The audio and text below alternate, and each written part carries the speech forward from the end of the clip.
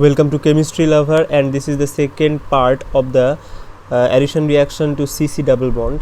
And in the previous video I introduced this topic. I also discussed some of the important reactions like hydroxylation and other important reaction, their regioselectivity and all these things. In this video I will discuss these four reactions: the dihydroxylation, the epoxidation, the hydrogenation and ozonolysis, these four reactions. So watch this video till the end, and if you are watching this video first, then I will suggest you to watch the previous part. That will help you to understand this topic more easily. Now in the previous video I was discussing about the addition of the nucleophile to conjugated double bond, and I didn't finish the topic, so let me quickly finish this topic here. So any nucleophile can add to this conjugated double bond, and this will give you something like this this first. So this is 3 carbon 1 to 3, yeah. So this is the thing, O minus R, and then this will take proton, so you will basically get this kind of thing,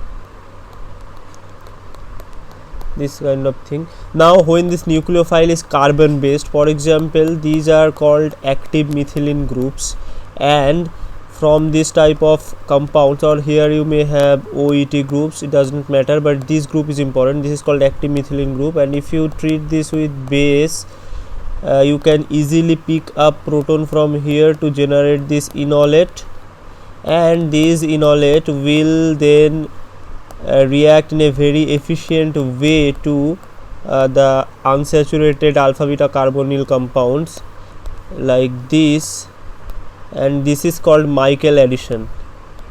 This is a special reaction, special kind of reaction, and it is called Michael addition, out of which you will get this as your product. So here you have this, and new bond is forming here.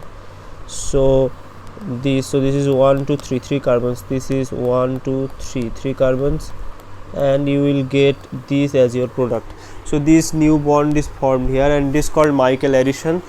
So there are several variation of this conjugate addition, and I will discuss them further in some dedicated video on that, but here I am just introducing this topic.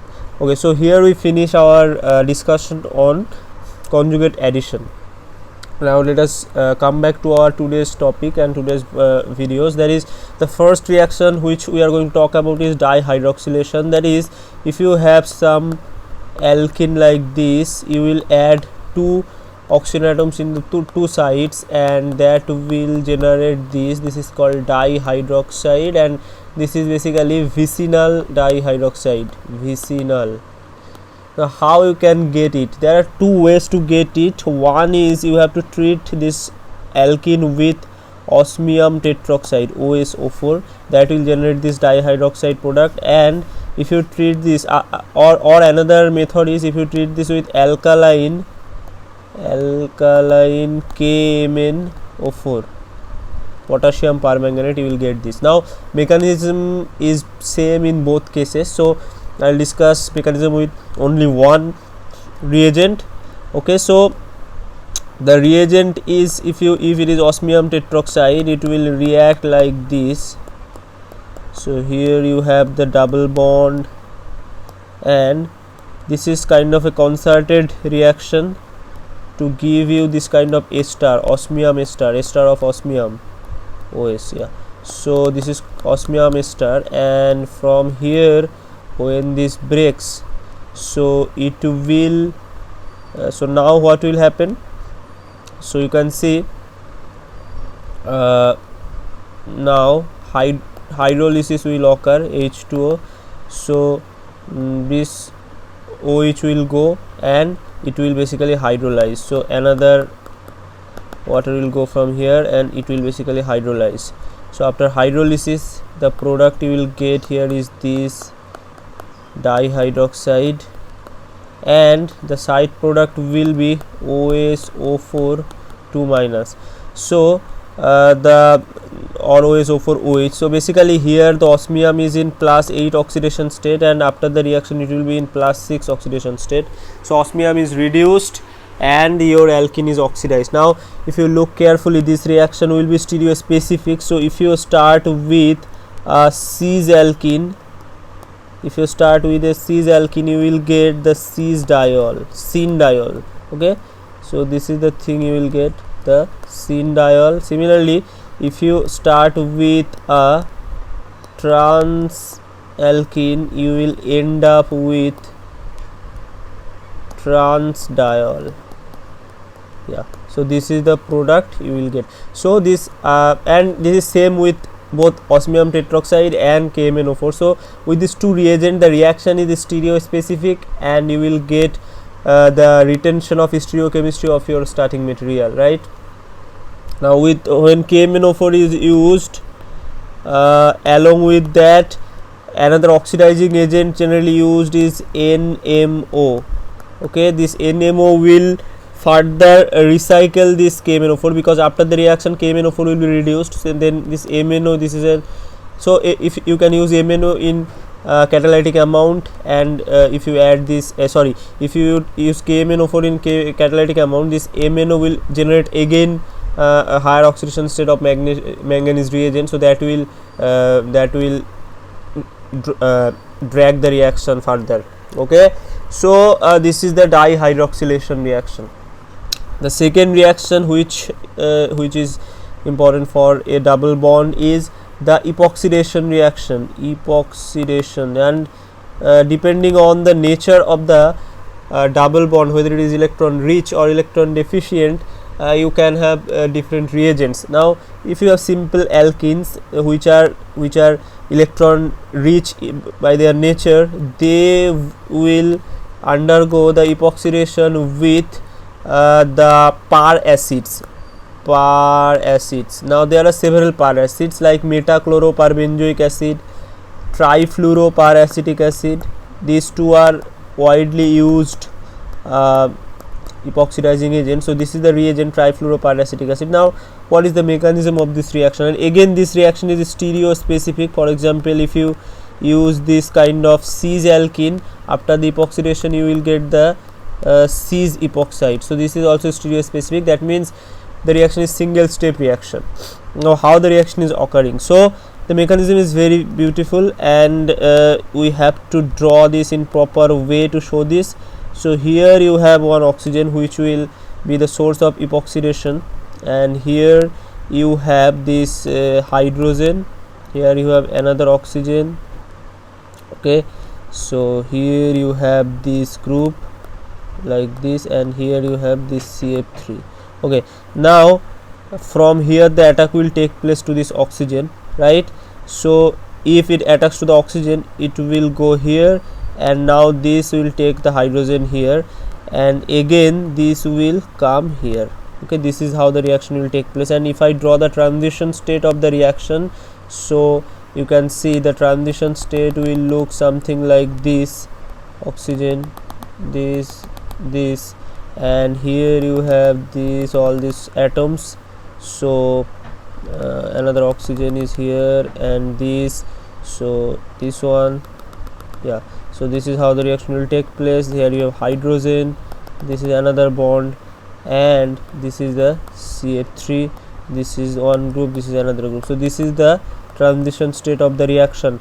So this bond is forming, this bond is forming, this bond is also forming, and this double bond is also forming, and some bonds are also breaking, like this particular bond is breaking, and this particular bond is breaking. So all this bond breaking and bond making are happening in the same step. So that's why the reaction is stereospecific, and you will add oxygen only from one side. You cannot get a trans epoxide, and trans epoxide is not possible either way. So this is the thing you will get out of this reaction. Now what are the orbitals involved in this reaction? So in this case basically the orbitals are, so if you consider the pi bond, this pi orbital, filled pi orbital is the HOMO.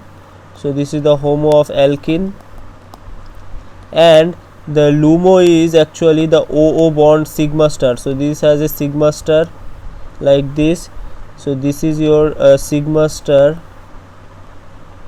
Sorry, here I have to make it,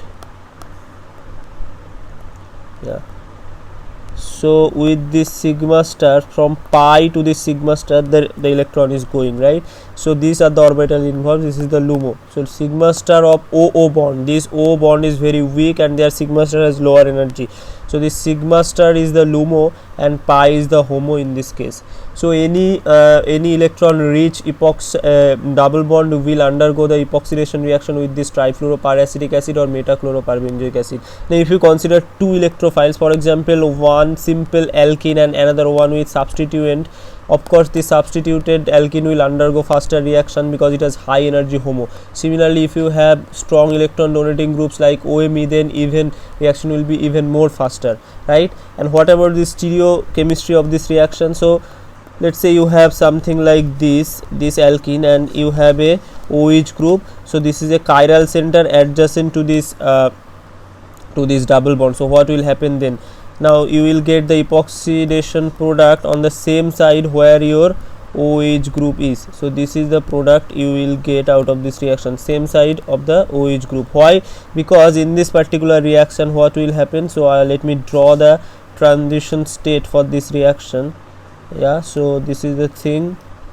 Okay, this is how it will be in the half chair form, and let's say here you have this OH group.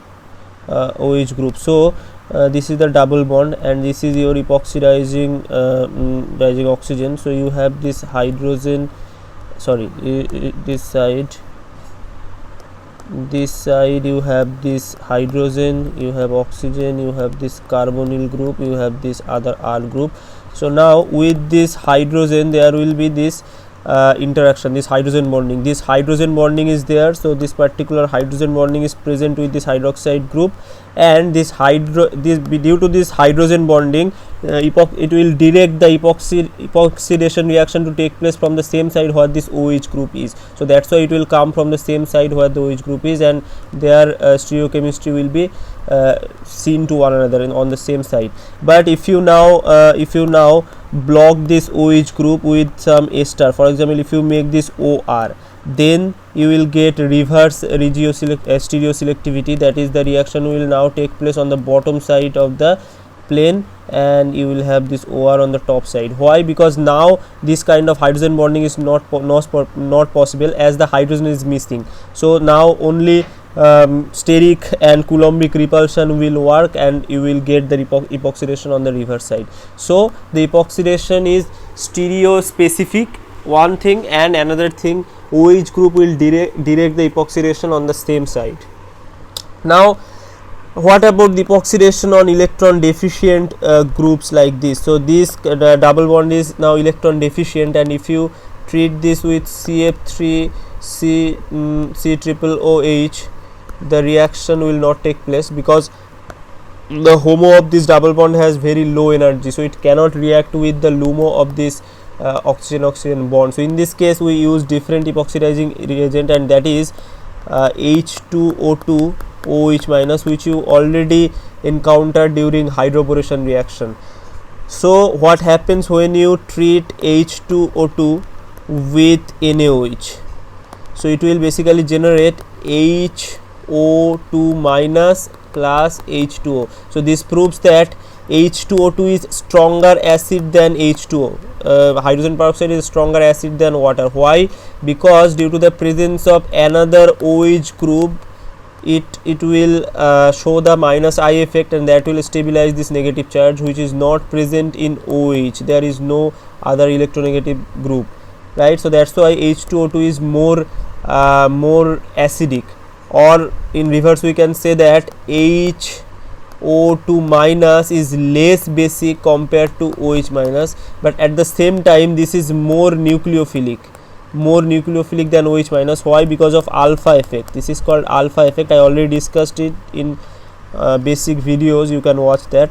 So due to the presence of this oxygen lone pair and here another field orbital, there will be energy rising conjugation, and this energy rising conjugation will make the HOMO of higher energy, right? So energy of HOMO will increase, and it will make this this type of nucleophiles, strong nucleophiles. Okay, so now what will happen, how the reaction will work? So this is your conjugated unsaturated double bond. So in this case the nucleophile is this H2O2 hydroperoxide anion, so it will attack here, conjugate addition will take place, and from there you will get this enolate. Here you have this O, you have this OH. Now when this O minus come back, it will attack over here and this OH minus will go. So from here you will get this as your product. So this is how the epoxidation will occur. So in the case of trifluoroacetic acid or trifluoropyracetic acid or any other pyr acid, the epoxidizing reagent is the electrophile and your pi bond is the nucleophile, but in this case it is reverse. In this case your epoxidizing reagent is the nucleophile and your pi bond is electrophile. So in this case the reaction will occur on the pi star orbital. In the previous case it occurred on the pi orbital, but now it will occur on the pi star orbital. So here the pi star orbital is the LUMO and it has the HOMO. So this is how the epoxidation will work, right? Now let us talk about our third reaction, and that is hydrogenation. What is hydrogenation? So hydrogenation is basically a reduction reaction, simple reduction reaction. If you have a double bond and if you do hydrogenation with metal, so basically palladium carbon and H2 gas is used, so you will get addition of hydrogen across the double bond, and this reaction is also stereo specific. So if you use this kind of alkene, you will get this addition of hydrogen on the same side. Both hydrogens will come from the same side. Now what is the mechanism of this reaction? So this is very interesting. And what happens when you have this palladium carbon, let's say you have a surface of palladium carbon, metal surface like this. On this surface, so you know that palladium and carbon, so sorry, this is not H2O, this is actually H2. Okay, so on this palladium surface, if you introduce it to hydrogen gas, what will happen? It will capture this hydrogen. So first it will capture this hydrogen, and now on this surface the hydrogen will sit and they will be splitted as hydrogen atoms like this. All the hydrogens will sit on this surface and remain as hydrogen atoms. After the addition of hydrogen, what will happen? So after the addition of hydrogen, then all hydrogens are there. So this is the surface and all hydrogens are bound to the surface like as a hydrogen atoms. Now it will capture the alkene. So it will capture the alkene, and after the capture of alkene, it will deliver one hydrogen to the alkene at a time. So this is your alkene, and it will take one hydrogen from the surface, another hydrogen from the surface like this. So from the surface both hydrogens will be delivered on the same face of the alkene, and that's why you get stereo specific addition of the alkene. So this is how, so this kind of phenomenon, capture of hydrogen, is called adsorption. So first hydrogen adsorption will take place, then alkene adsorption will take place, and after the reaction it will fly off from the surface as the alkane, and the metal catalyst or the metal surface will be free again to capture new hydrogen and new alkene. So this is how the reaction will go, and this shows why the reaction is stereo specific, why the hydrogen atoms add from the same side. This is because after the capture of this alkene, its mobility goes and it cannot rotate, right? So that's why the hydrogen adds from the same side. And it also shows that if you have unsymmetrical alkene like this, for example, let's say you have a double bond here and here you have some bulky groups, so then the hydrogenation will take place from the reverse side. Let's say here you have a R group, so hydrogenation will take place from the reverse side of your alkene. Like in this case the hydrogenation will take place from this side. Okay, because this, due to the presence of this bulky group, it cannot sit into the metal surface, it will have repulsion. So always the catalytic hydrogenation will take place from the less hindered side of the alkene. So this is about hydrogenation, and this is very important reaction. Alkynes also undergo hydrogenation reaction with this palladium, carbon and hydrogen catalyst. So they will first form the alkene, and then if you allow the reaction further to occur, they will basically generate alkane. Now you can stop this reaction at the alkene stage by putting some negative catalyst, which we call, and they are basically BaSO4, quinoline, sulfur, all these things they are used, and this is called Lindlar's catalyst. Okay, so this is about catalytic hydrogenation. Now the last reaction of this video is the ozonolysis. Although ozonolysis has important aspect of stereochemistry, okay, that I will not discuss here. That how many products you can get, that I will discuss in the separate video, but here I will give a general picture of ozonolysis. So what is a ozonolysis reaction? This is your alkene. If you add O3 to it, how O3 will add? So O3 will add something like this. So here you have a positive charge, you have a negative charge, so it will attack here, this will go here, and it will come here. So this is how you will get this thing. Okay, so this is no groups are there, basically hydrogen. So this is the first adduct you will get after the addition of ozone. Okay, now this thing will break. How it will break? It will break like this. So here let's say it come here, and sorry, it will be in the reverse side. So it will break like this.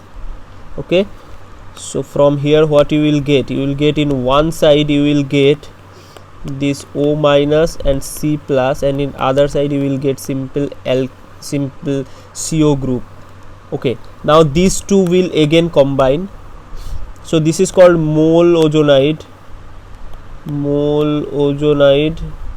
this particular thing. And when the other two components, this one and this, but now they will combine in the opposite direction like this. Oh yeah, it will just reorient itself, and now this will attack here, this will come here. So this is the thing you will get out of this.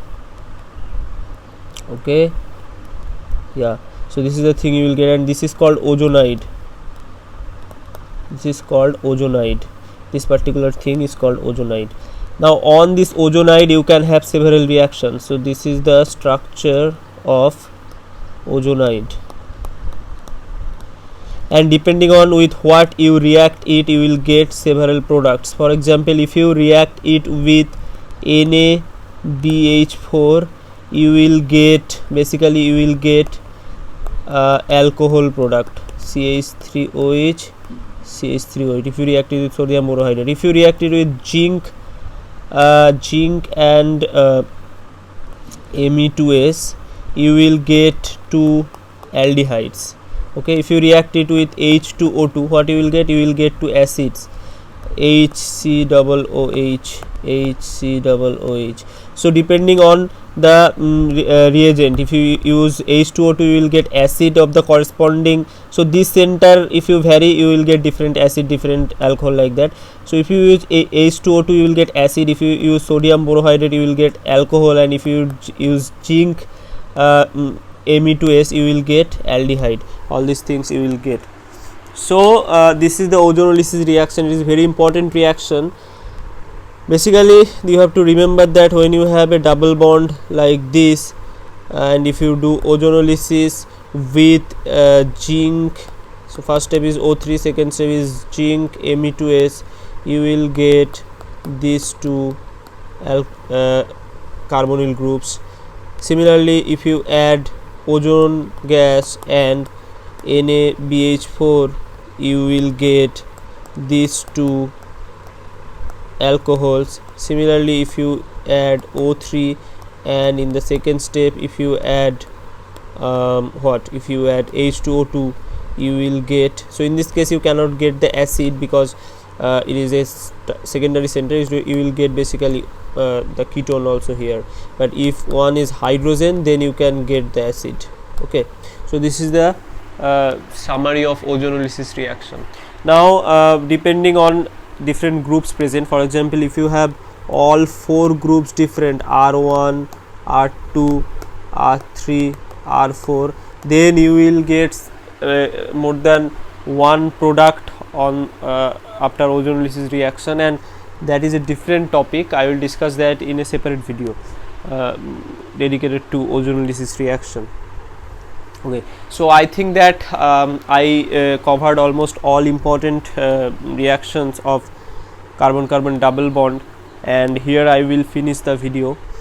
In the next video on this series, I will talk about the elimination reaction and their classifications.